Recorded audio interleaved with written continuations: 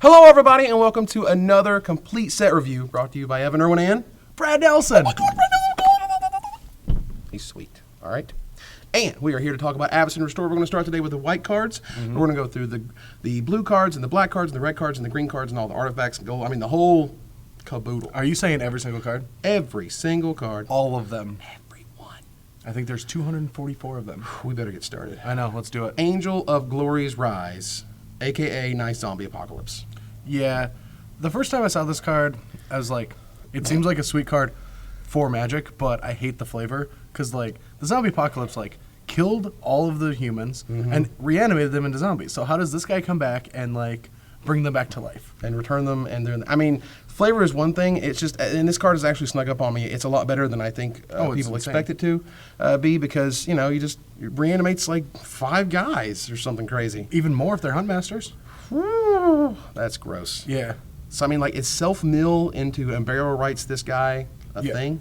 I mean, it could be. Like, bringing back all of your Avacyn Pilgrims that you mill over and your Borderland Rangers, and even if you just want to be mono white and this is just a slow card for a deck like that, just animating all your humans seems like a sweet thing. I'll take my Hero Blade Holds back. Thanks. I just thanks. Yeah, I just want Wizards to make the duels Angel versus Zombie Apocalypse. Then you just have to, like, figure which one you want to sandbag for. So Angel of Jubilation is next, and really, was this needed? Really? Was this a needed card? Were token decks, were white aggro decks looking for another Crusade on top of an awesome body? I think being a body and costing 4 is fair. The best thing about this card is it protects itself from Dismember. So only black can dismember him. I think that's my favorite thing. Like, people miss that. They're like, it kills Birthing Pod and does things. It can't get dismembered. So, yeah, but Dismember isn't, really popular anymore. There's a lot more sort of go for the throats and doom blades, I think, in the format. But I mean, for me, it's like that last line is much like Cavern of Souls that we'll get to. It's like tacked on. Like, oh, BT dubs, screw Phyrexian mana. We wanted to deal with a couple issues, so here we go. Right, and I mean, it'll stop other things, as well. Like sacrificing guys to Falcon Wrath Aristocrat or something crazy. Like just sort of rando. I screwed up your combo. I screwed up your interaction. Oh, yeah. And I also have a Crusade. Yeah, meanwhile, I'm bashing you at this. Like, wow. Actually, is this better than Hero Bladehold as the 4-drop in the Humans deck? It depends or on the tokens deck? It depends on what the format's like. If you're dealing with control decks and you just want the sheer power of the attack, I think Hero is, because it's way better on its own. But if there's a lot of creature matchups, Birthing Pod becomes a real thing again because of Cavern of Souls. Yeah. I think this guy could be a really good 4-drop. And the thing about him is you could just still run Hero and just run 1 Angel Jubilation, because you don't really need 2 of them in play. Because I think the second ability is better than the Anthem in most creature decks. Sure. For when you want it for a certain metagame. So even just playing one of these guys and having this Miser answer and then a couple more on the sideboard could really, really happen. Absolutely. So Angel's Mercy is an interesting reprint, very, very flavorful reprint. I mean, it has Angel in its name. That's about which means it automatically should be included, and we'll get to Angelic Wall in a second, but like... where do you put Angel's Mercy in a limited environment? Sort of how high or how low is this? The only time I've ever cast Angel's Mercy was in a 2-headed giant draft in my local store back in Fargo when we had the 5 mana whenever you gain life, deal life, or whatever. I don't remember. It's a... Sure. The Sanguine Bond? Yeah, Sanguine Bond. We had a Sanguine Bond strategy where I had 5 Angels Mercy in my deck and he had 2 Sanguine Bond. Wow. Yeah. So, yeah, I mean, Angel's Mercy, it was like, one of the big things about Primal Command was that, it was like a time walk, and you can go find a creature, and the time walk part was that you gain 7 life. Yeah. And this is gain 7 life, but it's just on its own. Yeah, on its own, it's not a big issue, especially since I think some of the fogs, like, they've been really pushing good fogs, like Moon Mist, and then there's another one in this set, that those kind of do the same thing that you want. So, Angel's Mercy, blah. It's sweet art, though. Oh, cool. So Angelic Wall is an interesting reprint. It has Angel in the name. Yes, but this one has implications. Ooh, implications. It blocks Delver of Secret. It does block Delver of Secrets. Yeah. It's interesting. I mean, I don't think that Wizards had that in mind because they didn't think Delver was that good. And so, but it's cool that it does. Yeah, it blocks a bunch of the token strategies as well. Like, a lot of the creatures now, like, one of the biggest problems with Wall of Omens was, I mean, it cantripped, which was great, but there was landfall, and all the creatures actually dealt more than 4 damage, but that's not true in this format. A lot of creatures are smaller in the early turns, so Angelic Wall could actually see play. It's possible. I think if they were making this a Delver Hoser and not just an interesting reprint that had the word Angel in its name, I think they would have given it like hexproof or something. Yeah. To like, really hose the fact that you could just put this on the ground and just block Delver all day. But regardless. Yeah. Archangel is next. Really? Did you see the Visions one? The Visions one looks freaking sweet. I hope it's on the screen now because it is freaking sweet. I mean, it's like Christopher Rush and the badass angel and his wings and the sword and like the flavor text is like the angels sing the name of their sword when they're slashing. And now it's like an uncommon and some darkish art and like the sky rang, whatever. I actually have a different opinion on this card. Like every time I see a reprint, it's like I don't know why I think this, but I always think of like when the reprint goes to a new school. And like it sits down and it's like, well, it's no longer rare, it's just uncommon. Yeah, but all the other cards, like Metal Mage sits down and it's like, man, that Bloodbird elf looks really cool. And like that guy's really strong and I don't even know what I'm supposed to do here. I don't have any friends. No one's gonna play with me. What am I doing and here? This guy sits down and he's like, yeah, I can beat that and I can beat up that. And I mean, he looks really good and limited.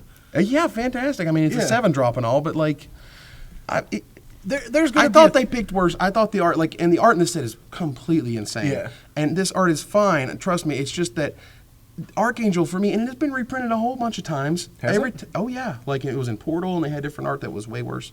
And and they reprinted it in some core sets as well. And so it's been printed like 4 times, and this is like its 5th printing. And it's fine that it's uncommon, but I really thought the Christopher Rush art was just ridiculous.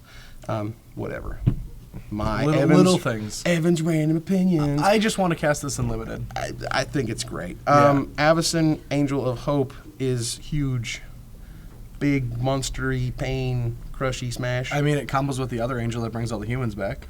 Just a 1-2 punch. Yeah, maybe 7-drop, 8-drop. Yeah, At that. And then Zombie Apocalypse just can't even work anymore. Sure. Well, it's not going to get rid of the angels anyway. But like, Yeah. I mean, this card, I mean, is just asking for an Oblivion Ring. I mean, It's asking for an Oblivion Ring. It's asking for a Vapor Snag. It's asking for a Mana Leak. but maybe. Yeah, maybe. It's too big and it doesn't have an impact on the board. Maybe Scars of Mirrodin has just like plagued me with big drops because Scars was always just like, get an immediate impact on the board. Right. So when I look at 8-drops, it has to do something really, really powerful. And I think it coming into play and giving everything indestructible is cool, but it's a little bit too big. I mean, I'm looking more for like EDH just because it looks awesome. Like it's just this big flyer. I think in casual formats, this guy is an absolute all-star, Yeah. and foils are going to be super sweet. And if you want to reanimate things, I don't know if people are going to put this in their cubes. I'm curious if this is actually better than a Chroma. A Chroma and Iona seem much more powerful than her. Yeah, I think I'd rather have those. But Yeah. in the Kalia EDH decks, this is going to be sweet. Yeah. Super awesome. Banishing Stroke is our first Miracle card, so let's throw out, what do you think about Miracle?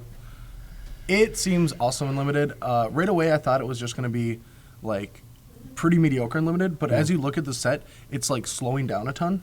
Like the whole format's slow. So like these Miracle cards are going to have a huge impact on limited because the games are just going to go that many more turns. Right, you're actually going to be able to pay 6 for the Banishing Oh, Stroke. you're going to pay 6 for it. You're going to have more turns to actually draw it for its Miracle cost. And Miracle seems like the only real way to double spell a lot of the time in limited, which gives huge tempo boost. So like Miracle is actually going to be a Miracle in limited. Like Awesome. It's going to make a huge impact on every single situation. I can't wait.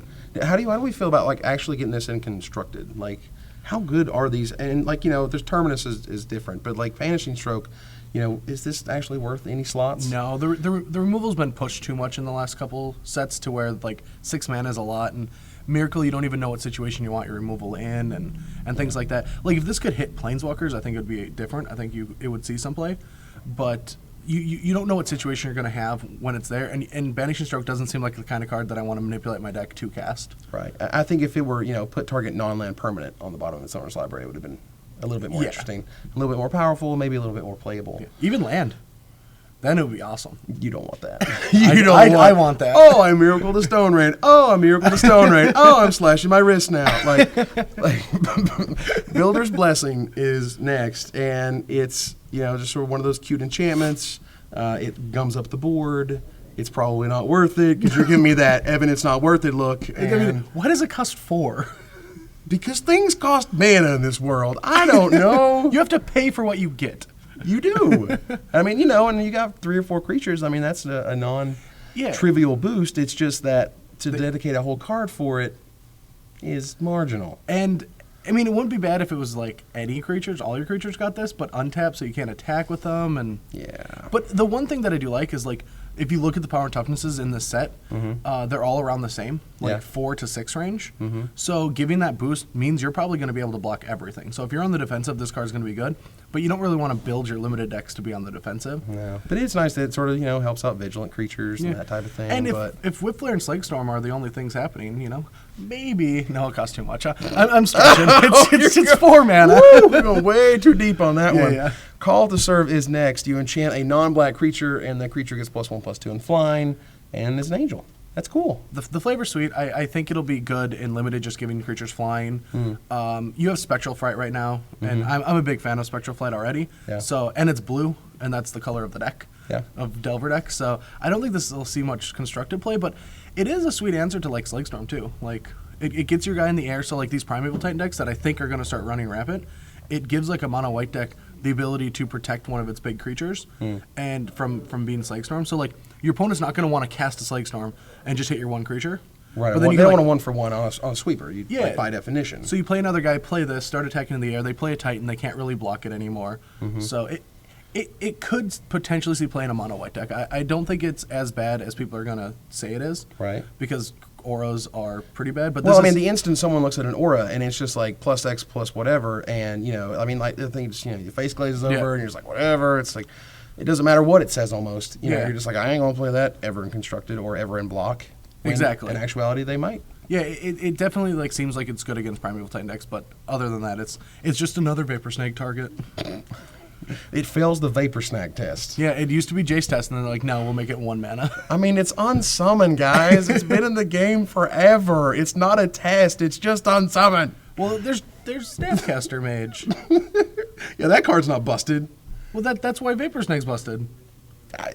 But Vapor Snag is not busted. It's just unsummon. And it Snapcaster is the problem here. Cathars Crusade is a 5-mana enchantment that you get counters on everything. Yeah. You resolve this and you play Gather the Townsfolk. It's awesome. You know, like you get 2 triggers. You play the Thatcher Revolt. That'll be sweet too. Thatcher Revolt. That's the red and 2 colorless make 3/1 the Waylay guys. Yeah. I mean that seems awesome with this when they just all become huge. And that's a lot of Magical Christmas Land going on here, but like ultimately, it actually this is a very win more. Like it's actually kind of a win less. Like if you already if you already curve out against your opponent, like and you slam this, they're like that does nothing. I'm like you're still dead. I curved out. Like now that I play this 5-mana enchantment, now I'm gonna play all my guys. No. Okay. Cathedral Sanctifier is up next. He gains you some life. They try to make 1-drops matter in limited, and this one. There's just too many flaws to actually make 1-drops matter in limited because they don't have a high power. Well, I mean, I think they did a fantastic job with Soul Bond making 1-drops matter. Yes. And and that's a very sort of clever way. And Multi-Kicker was the same way. Is that you can make a 1-drop awesome if you can pump a bunch of mana into it, or you make a 1-drop awesome if you need another creature to make it work. And you can make a 1-drop awesome if it doesn't just gain you 3 life. Like this one. Cloud Shift is next, and it just blinks. It just flickers. Wasn't Flicker rare? The actual creature? No, the actual spell. I don't recall right offhand, but regardless, as I understand, I thought Flicker just literally did this. You exile and you return it to the battlefield for a white and a colorless. I could be wrong, but regardless, this card in particular just feels like a nice limited trick. This card is very good. Yeah. Awesome. I mean, it could see standard play. I don't know what deck wants it, but for limited for sure, like being able to block, like attack and block with this card, protect yourself from removal spells. There's a couple good come into play effects in the format. Like I'm looking at the Mulldrifter. Hey, I mean, there's not quite Fiend Hunter, but there are, some really cool into the battlefield restoration angel type stuff. Redoing Soul Bond, like reattaching Soul Bond with this card is like one of the biggest ones. On the double strike guy and that type of stuff. Or Trixies. Death Touch or anything. Oh. Anything. Like the Fire Breather, attack with 3 guys, blink your guy out, the one that doesn't get blocked, Fire Breathe. Like all of them, I think it's going to have a big implication. Like giving a creature reach, trample, all this. I think this card is going to go high on the pick orders. I think it's a very good card. I think it'll be underrated for a while until people start to see all these crazy tricks you can do with it. And they're because people are going to listen to us. Yes, and then they're going to draft it. As they should. Commander's Authority gives the, make a dude every turn enchantment aura. Before I even get to its text, that's the best art I've ever seen. The artwork is amazing. It's unreal. Unreal. It's like it tells a story on its own. Oh, it's so sweet. Then you read the card and you're like, man, I'll never play with this card.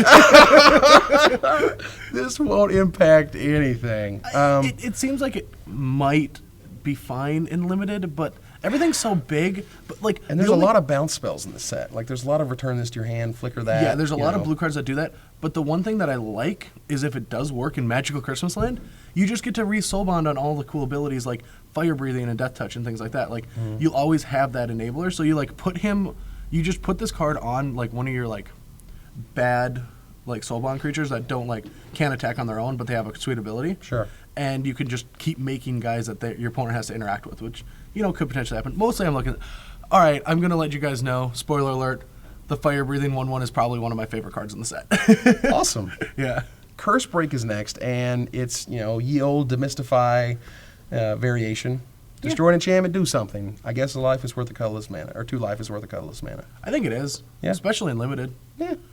Even in standard. It answers Commander's Authority. It answers like half of the cards in the set. There's so many enchantments in the set. Yeah, there's a lot of enchantments. Yeah, in this one. that's why this card's pretty sweet. Like getting the 2 life, like even being able to use it as a combat trick, like just not being just a demystify gives it so many more angles. Absolutely. So Defang is another one of my favorite arts in the set. Like guy came to town, snap. Yeah. He does nothing. Yeah. The one thing about this set that I love more is all of the enchant creatures that like do something against them attacking and blocking makes so much more sense than most of them. Like this one, I like it instead of like, what is it, Ghostly Presence? I hate like dealing with a guy and then not being able to deal with it. Yeah. And so like this guy just makes sense. Like you put a muzzle on him and now he can't do anything. He can still block, he can even attack, but he's not really going to do anything. Right, because he's an OX, whatever his toughness is, and he gets to block for a while, and that's fine. How high would you sort of feel this would be unlimited for sort of like a pick order or removal spellish type thing? I think it'll go pretty high. I think the games are not going to be like as like turn 'em sideway, bash 'em as they usually are. So just dealing with one of their powerful creatures for X amount of time will be worth it. Like Ghostly Prison, or you know what I'm talking about? Yeah, right. Ghostly Possession. Ghostly Possession. Ghostly Possession was so close to seeing play, except you could never get through it. Yeah. So I think because you can eventually get through this guy, I think it'll see play. Right. It's not quite a fog bank. It's just making it into a wall, essentially.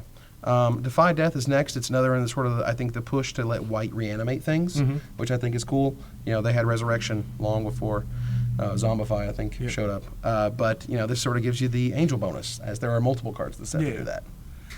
I mean, it's a Resurrection that gives you an Angel bonus. You said it all. But it's a Resurrection that gives you an Angel bonus. I don't know exactly what that means, but it's all right, I'm just going to stop reading the card over and over. I think it's a cool card. I think the art's actually sweet. I mean, look at the art and then look at the flavor text, like Gisela cornered the murderous demon amongst the dead villagers, a fitting end, blah, blah, blah. Does that mean she got reanimated? Yeah, and she's going to go kick that guy's ass. All right, so Davell Chaplain is next, and, it reminds me of the guy in Ravnica. Null Proid Mage? No, yeah. Pride Mage or Null Void Mage or something. Void Mage. Null 2/4 for 4. 2/4 for 4, you tap 3 guys, and it did this, didn't it? Or it, disenchanted. It was the same, yeah. It naturalized. Yeah, but this one exiles, which sometimes matters. Very rare. Very rare, but okay, very rare. But regardless, you tap that guy and 2 untapped humans, and so with your 3 humans, you get to answer all these crazy enchantments. Sort of, and it's an uncommon. I'm sure this sort of comes up a lot in limited, which is why they made it uncommon. This set it's going to come up a lot. Yeah. And even just like Gray Ogre is a good body in this format. It can deal with the early creatures pretty well. There isn't a ton of anything bigger than 2 powers or 2 toughness in 2 drops and 3 drops. So he can tangle pretty easily, and he has a really long effect on the game. And he's holding something that's really cool. That thing is sweet. I know. I want one of those things. Beat somebody's head in. Brand I just want it to glow. My stick must glow. Divine Deflection is next, and I have bought one of these for my cube. I think this card is sweet. I think this card is actually it read to me sort of a very core set type card. It's very straightforward. It's, you prevent X and you just put it somewhere else. Like, what? It's a core set. I think it's a core Have you set ever worthy Shining card. Shoaled a Wildfire? The Shining Shoal was totally different. Like, How is this any different? well, Shining Shoal, you had to exile a card and and sequel to the converted mana cost and okay, blah, blah, this blah. is not core It's set. very similar. It but is. Shining Shoal actually lets you distribute it as well, as I recall. Distribute the prevention? Yeah, and this one doesn't. This one just says, if damage is prevented this way, it deals that much to target creature or player. It's very much, I take in all the damage and I point it this way. Well, that's what Shining Shoal did. I thought Shining Shoal you could distribute the damage you No, prevented. you can distribute the prevention. So if they see. pyroclasm you, I think this works the same way. I think it does, yes. Yeah, they pyroclasm you, and you have 3 2/2s. You can do X for 3, Yeah. prevent 1 to each of your guys, and deal 3 to something. Sure. But regardless, I think this card is very good. Oh, it's amazing. Yeah. It's really good. Like it's a huge combat trick. It's great against sweepers. Just for like 3 mana. I mean, Harm's Way was for prevent 2, which is what I think this card is going to do a lot of the time. But like when you get late game into 2 creature battles, you can just like hit like a ton of damage. Like their biggest guy, prevent that and just shoot him in the face. So like white having reach is always one of the scariest things. And this is just another white reach card. Yeah, I mean, it's sort of, it's fireball-y in a Yeah, way. it Because, is. they're just going to be alpha in you, and particularly limited, and you're just like, all right, tap all out and fireball you for all that. Or and then kill you, like with block their Swingback. 5/5 with your 5/5, prevent X, kill one of their guys. It's just so good. Oh, it's going to lead to some ridiculous blowouts. This is the card I want to open and sealed every time. What? No, we're 2 away from that. We're Uh-oh. 2 away We're from the 2? card we want to open and sealed every time. Fair enough. So Emancipation Angel is next. Its core Skyfish are bigger, longer, and uncut, I guess. It's bigger. I don't think there's as many advantages that Core Skyfisher yep. had in Limited, but it's huge. And there's not a lot of flying that comes down real early in this game. I think you can actually take the drawback of losing a land in some certain games, and this guy just beats down. So I'm a huge fan of this card. Yeah, I think it's going to be absolutely terrific in Limited, and the ability to reuse, to rebuy any come into play effect, I mean, is almost always worth it. And it works with Soulbound. Whee! Soulbond just makes the flicker effects so sweet. Yeah. It's going to be awesome. So, best sealed card in the set? Second best. Second best. Second best. Okay. Well, Entreat the Angels is ridiculous in Yes. Limited. Ridiculous. And could it actually impact Constructed? No. I mean, you're paying 5 mana for a 4/4 Angel. You're paying 7 mana for 2 and 9 mana for 3, and you're scaling up on the average casting cost scale. It's not that bad. It's not bad yet. But when you miracle it, whoa! I mean, yeah, that's insane. The upside is Yeah. For 6 mana, you just get Crazy. 16 power. It's unreal. Like, putting that many guys into play is awesome. I think the thing that's keeping away from Constructed right now is rotation. You have White Sun Zenith, and you have... I mean, right now a lot of people are really excited about the idea of Noxious Revival and Snapcaster Mage and Thunderous Wrath. Yeah. But the same could be said for Entreat the Angels. You're just like, okay, I guess I'll discard this Entreat at some point in time, Noxious, and get infinite Angels. Infinite. And then you kill those Angels with whatever, and then I Snapcaster the Noxious Revival to do infinite Angels again. Yeah, I don't know. This card... you know what? You're probably It's right. seriously yeah, pushed. You're probably right. Like, I think it's good value on its own, Yeah. but when you miracle, it's... yeah, even for 7 mana, getting 2 guys seems pretty sweet. Yeah, You're right. I'll take it back. I think this card is going to see some constructed play. Cool. So Bog Explorer is a 2/3 Swamp Walk for 3 mana, and you were saying a Gray Ogre in this format's good. Then a 3 mana 2/3 has to be. It's great, and it has better. evasion. Yeah. Like, I think the evasion's going to be good. I think this is a great limited card. Just land walks in general have been pretty good in most limited formats, and I think it's going to be great in this one Yep. because everything seems to have just been tagged on with an extra like a neat little mana ability. casting cost. Well, no, like every card just costs like one more than it has to, so you have to reevaluate cards like this. Sure. So Gold Knight Commander, I always read this as Good Night. Good night, Commander. Good night, buddy. Good night, Moon. Good night, Commander. Like, good night, opponent. Every time, but whatever. When another creature enters the battlefield, creatures you control get +1/+1 until end of turn. Could potentially swarm the board with sort of like a red-white strategy, try to make some tokens in some form or fashion. I can just imagine it's just going to give you like that +1 bonus. You're like, you're going to play a guy and go, your turn. Play a guy and go, your turn. It's great. Like, and then just for that, it's fine. Just for that, it's probably very good. I think this card's going to be a great limited card. I think it costs one too much to be constructed playable. Yeah. But I don't think you want this type of effect to be constructed, like, do you? You don't want to waylay and just roar. That's that friggin' revolt thing. I mean, that alone, that revolt thing is going to be nuts. Revolt is very good. Woo. Good Night Redeemer. I'm sorry, Gold Knight Redeemer. Enters the battlefield. You gain 2 life for each other creature you control for 6 mana, 4/4 flyer. Like, this is good. This is good, solid, limited goodness. Oh, this is a card that the average player is going to gain like 4 life and drop it on turn 6, and this is the card that, like, a great player is just going to blow your opponent out multiple times. Gain 12. Go. After they've attacked you down to 2 and you're like alpha, and you just gain the 6 you need to attack and block with them. And yeah, I think this card's great. Like, it comes down on turn 6. It's a really big body. It flies, but the tacked on ability might not impact the game on turn 6, but like, it's a late game just devastator. I'm a big fan of this card. Absolutely. So a Herald of War is one of those cards that I feel is like it's a great teaching tool. Because it's so bad. You want them to really understand how this card is not great in a constructed environment. And why is it not great? Could you teach me, please? Well, it's 5 mana for a 3/3 flyer, below the curve. Secondly, it has to attack to get its bonus. Thirdly, it has to attack to get the other bonus that it talks about there, that angel spells and human spells cost 1 less for each +1/+1 counter. So you spent a turn playing it, you spend another turn attacking with it, and you got 1 mana bonus off of it. That mana bonus has to be incredible for it to pay for itself, for it to be worth all that effort you just put in. Multiple turns and attacking, and it lives, and you have angels and humans in your hand to play it. Yeah.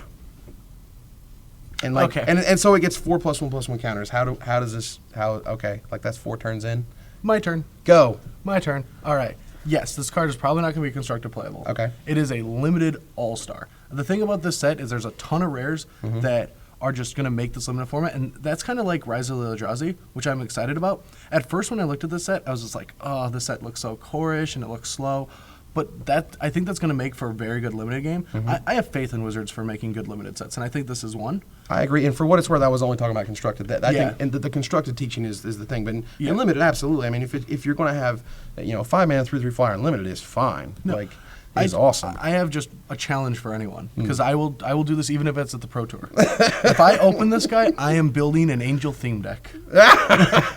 It's already a good card on its own, right? Yeah. But every Angel, like if Gold Knight Redeemer costs 2 mana, like, how cool would that be? Oh my god!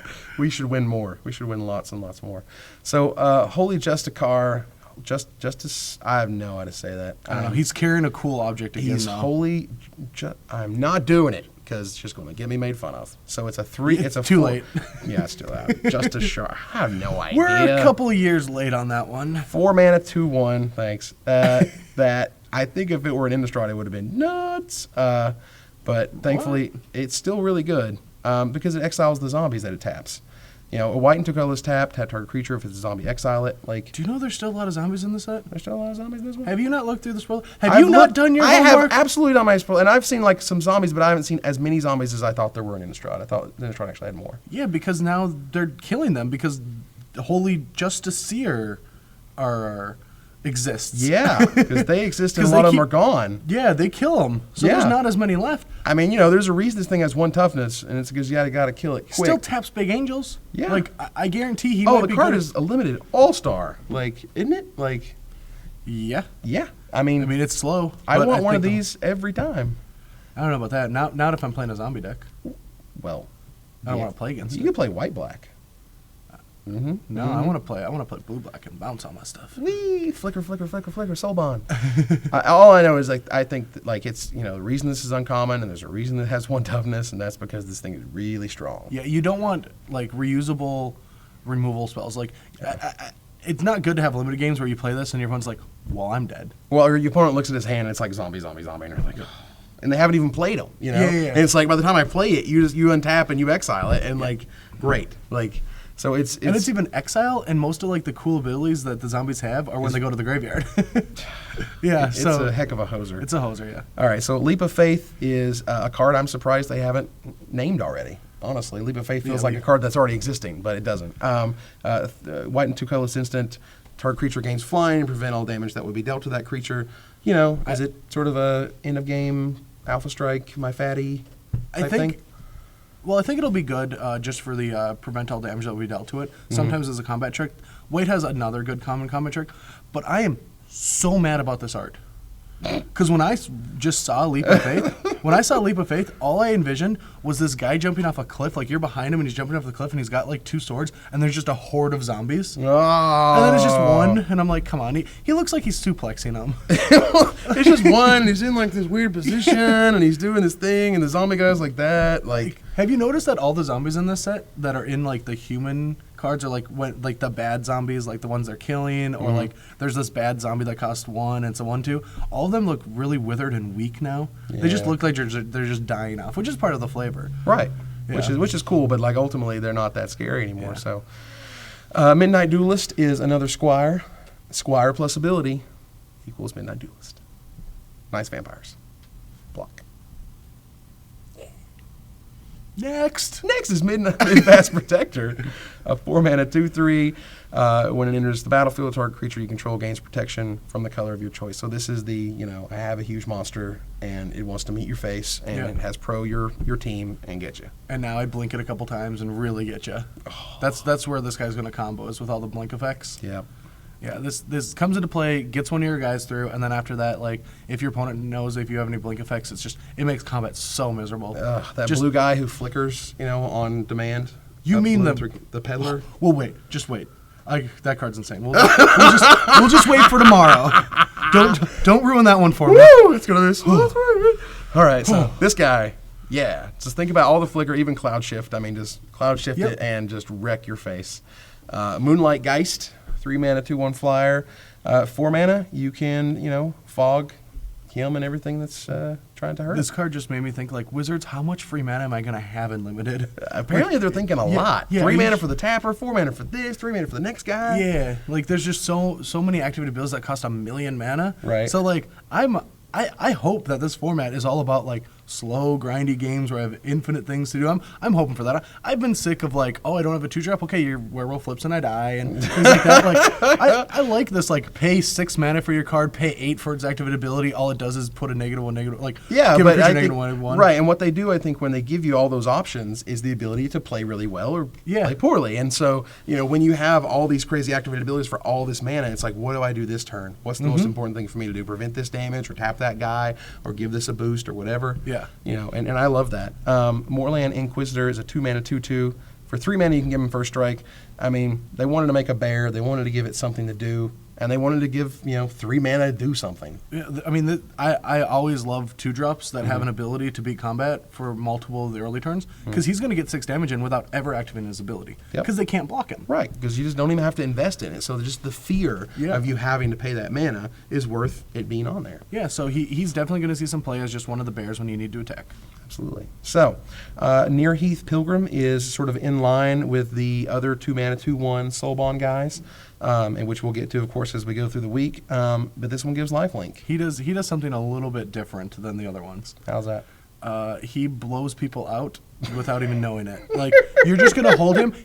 Pretend he costs 7 mana until turn 7, then he costs 2. Play him like that, people. That's the best way to play this guy. Play your 6-drop. Play him for 2 on turn 7, attack and gain life, and get this huge tempo boost. Now, like, he's going to probably die multiple times, and if people see him coming, then they're going to kill him before his effect becomes a major thing. Right. But this effect is huge. Just one lifelink swing with a big angel usually ends limited games. And I guarantee the way that most people are going to play him is just like 1 drop, 2 drop, blah, Yeah, blah, blah, jam blah. them out there. And Yep. Try to And- gain 4 life early. And Yeah, and try to get this like minimal value versus like if you wait until all the removal spells are gone or whatever, and then you're mean- like fatty, and then you're like this guy, you get more, Yeah, you get like, more value. He's out of great. Like he's one of these cards that is just a pure reactive card. I don't think of him as an aggressive card. Like you can play him on turn 2 when you need a blocker. You can soul bond him to gain some life to stop them from attacking you, but you can absolutely blow your opponent out in the late game with it. Yep. So next up is one of my favorite cards in the set. I mean, it's amazing. Like when they showed Restoration Angel, I was like, really? Wow, that card, and no one was like freaking out over it. And I'm just like, this card is crazy good. Yeah. I mean, like instantly in the cube, instantly like in like multiple decks, at least the Birthing Pod decks, just to start. Like the ability to reset things, the ability to blink things. It's got flash. I mean, it just does everything. It protects your guys. It comes down and blocks. It even like that. I don't know. Like I mean, when you eat a Delver and like flash something cool, like or blink something cool, like man, that's gonna be a great feeling. well, if you eat a Delver and blink something, I mean, Woo. I'd be impressed. Value Town, population us. That's right. We're driving into Value Town. What's going on, guys? You could even like if they like plummet your Delver, you can protect it and flip it back over. You could go in Delver. You've gone way too deep on that one. You don't want to reflip your Delver. Well, what if they're plummeting it? Plummet it? Yeah. Really? Well, it kills the angel too. Another is one of my big sleepers of the set is Riders of Gavany. Is this card not nuts? This card is insane, and it seems like a mirror match Trump. That's what I think this card is going to do. I think like humans could be a big deal, and then this card just comes down and says, "Okay, I have protection from you. Can you get protection from me?" And then if they do it, then it's just like alphaing each other. Right. I mean, but you wouldn't. I mean, you don't think this would be good just sort of main deck? I mean, like if you're playing zombies, I'm naming zombies. If you're playing like spirits, I'm naming spirits. Like, it seems like a really nice way to just start alphaing your opponent, or just up the curve. If you play against Primordial Titans, you want to kill yourself. If you want to play against Solar Flare, you want to kill yourself. Your 4-drops need to do something on their own. In Standard, this can be like a sideboard card. Other than giving them protection from all their guys? From what guys? They're like Slag Storming you and Wrath of God in you. Like there's going to be a ton of control in Standard. That's coming back. All right. Titans are coming back, and I think you want your 4-drops to be like +1/+1 or Hero Bladehold. I will happily admit that this sucks big time against the Wolfrun decks. But what I was thinking was, that there's going to be a lot more creature decks, and Cavern of Souls is going to push this very creature-heavy metagame, and everyone's just running out Duders, and you just play Riders and give them protection from their guys, and just. I mean, before that, like if everyone's doing that, then all the control decks will be big. So I think like level 1 starting out in a couple weeks is going to be Titan decks. Answered by Duder guy. Other Titan decks. And then Blue-black control for a week. and then Delver. Not Delver. I'm kidding. Creature decks will have an impact. Oh, Delver's going to be freaking fantastic because that's how Delver rolls. Righteous Blow is, it's, again, they're pushing, the Resurrection, Reanimate stuff, and they're kind of pushing white dealing damage. And, this is, just another one of those cards that is a little pushing the color pie, but I think in a good way. Yeah, I definitely like how it can actually be an offensive spell. Like most of the 1-drops that you've used for removal has always just meant like Condemn or things like that. So like being able to use this aggressively just seems amazing. I think this card will see some constructive play. Wow, really? Yeah, I mean it. I like how the art sort of explains the flavor. Like, white is getting the damage is because it's like burning through those nasty vampires. Like, that's sweet to me. Yeah, I definitely think this could see some play because white doesn't have like turn 1 or turn 2 removal spells besides Gutshot and Dismember. So I mean, just being able to like kill off your opponent's Delver. I wasn't even going that far. I'm going that far. I hate that guy. I love him. What? He's my favorite guy You're ever. so crazy.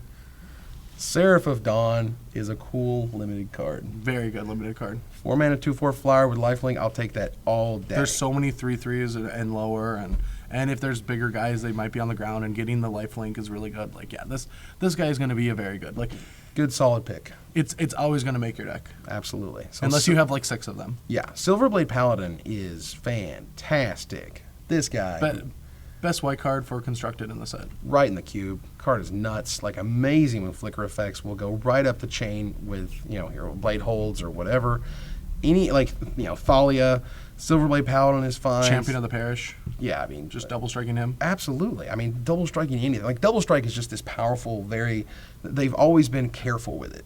And this is the carefree. They're like, let's see what happens. Whatever, just give everything double strike. Flickering of that double strike, and then, like, this has the potential to do scary things really quickly. And one of the biggest things I've always wanted to do with the Mirror Crusader was mutagenic growth it, and you couldn't. So now I can actually live that dream.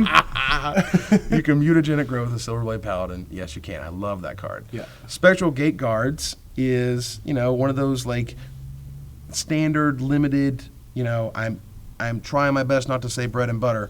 It is 5 mana, 2/5 that has, an ability, which is the mechanic of the set. I like bread and butter. I love bread and butter. Like Don't get me bread wrong. alone I or think butter. it's all we've had lots of butter, but like that doesn't mean anything. But ultimately, I love the sort of like this is a standard 5-drop, is a 2/5, and it has the set's mechanic, and it gives a marginal bonus of vigilance.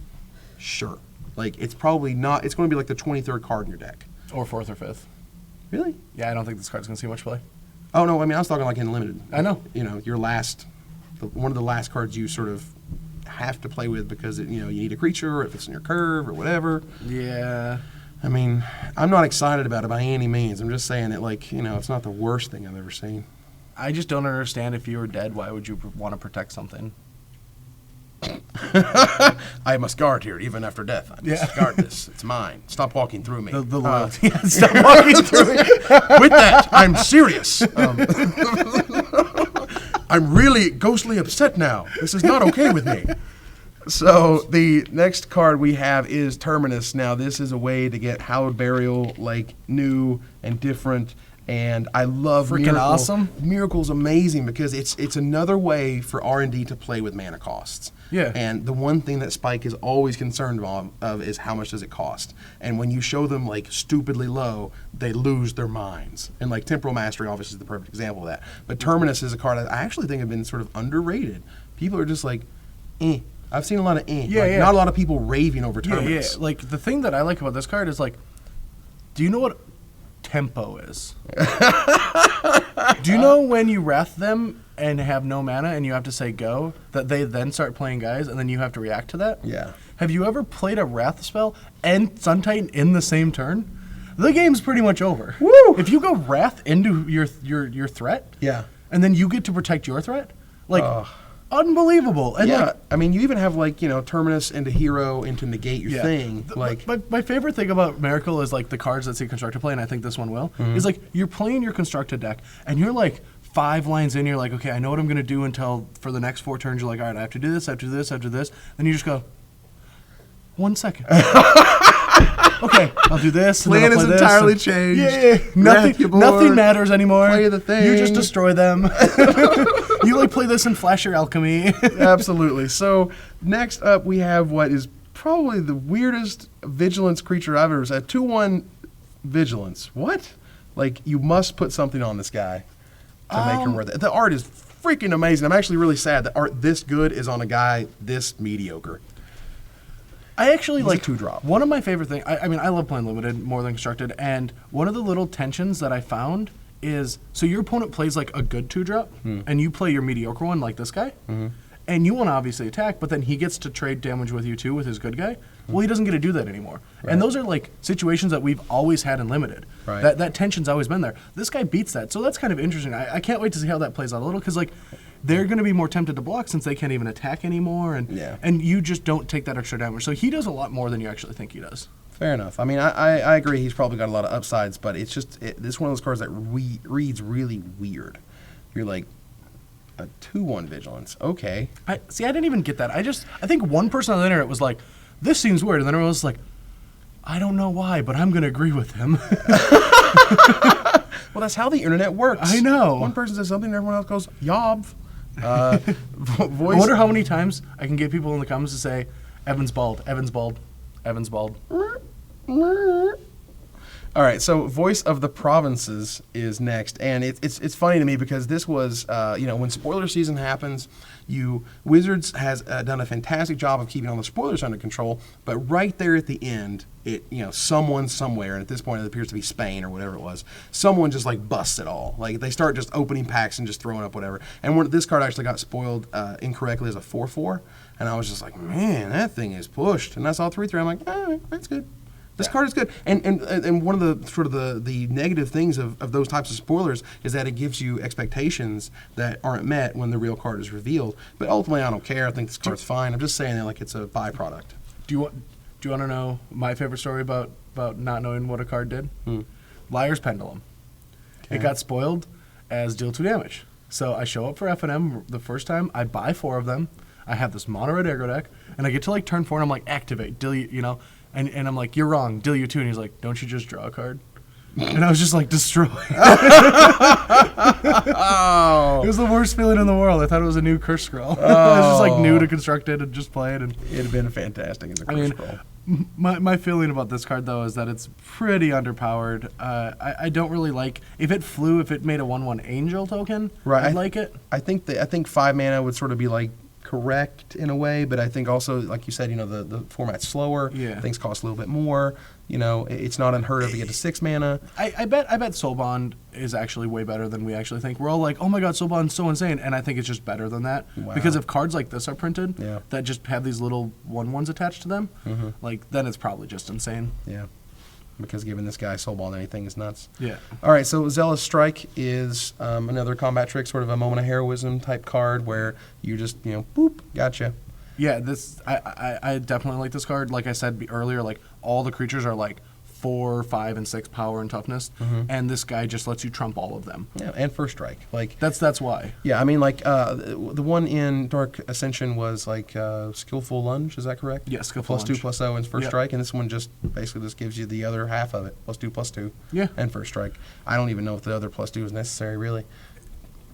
I mean, like yes, they want to differentiate the cards, but like Yeah. ultimately, I don't really know if that was The only thing they I just can put that on there for Righteous Blow is the Yeah. only thing that could happen if your 2/2 tries to go up and you can kill off their 2/2. Yeah. That's about it. Fair enough. Or the -2/-2 zombie. I don't know. There's a couple implications for wanting the extra toughness, and it's better to have than not. Oh, I mean, you always want it. I'm just saying that, like, for Yeah. what it's worth, it just felt like more or less the same spell. You really want that, like, 2 mana First Strike combo trick thing. Yeah. It's just this one gives you the toughness as well. Yeah, So- it's like getting a second toy in your Happy Meal. I'll It's just take it. extra value, yeah. Oh, nice. I like value. Extra value in your extra value Happy Meal. Whatever. All right, so those are our white cards, ladies and gentlemen. I would like to thank you for hanging out with me and Brad, talking about all the white cards. We have tons of cards to go. We got the blue cards and the green cards, the red cards. I don't know if I'm going to make it. Hey, it's not easy reviewing these sets. But someone's got to do it. And it's going to be us. We'll see you guys tomorrow. This is Brad, Evan, tapping the cards so you don't have to. Evan's bald.